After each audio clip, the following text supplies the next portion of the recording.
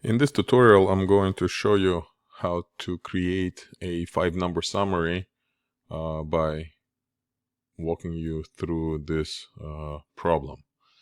And the first step when it comes to creating a 5-number summary is to put your dataset in order if you're doing it by hand.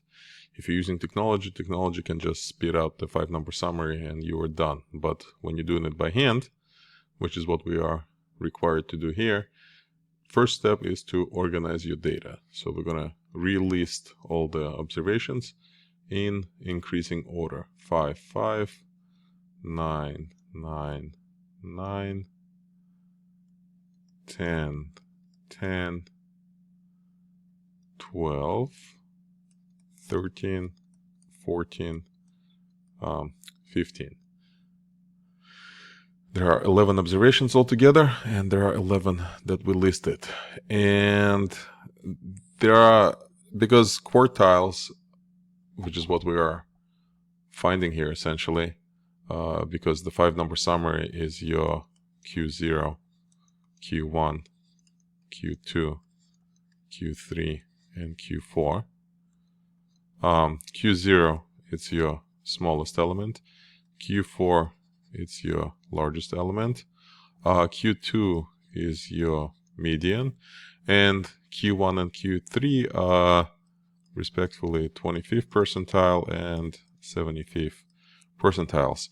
So since what we're looking for are percentiles, and we know that there is more than one way of computing percentiles, in this particular example, I'm adopting this approach in which we simply split we use the skill of being able to find the median, which we already acquired earlier in this course, and we just apply that skill repeatedly to split the data into halves by finding Q2, and then splitting the bottom half into halves by finding the quartiles.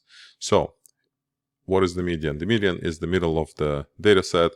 We have 11 observations. We have 5 bottom ones. We have 5 top ones. So this is going to be our median, which is Q2, which is 50th percentile. Now, minimum is clearly 5. Maximum is clearly 15. And now that we have the median that splits the data into 2 halves, we're going to look into each half and apply the same rule again.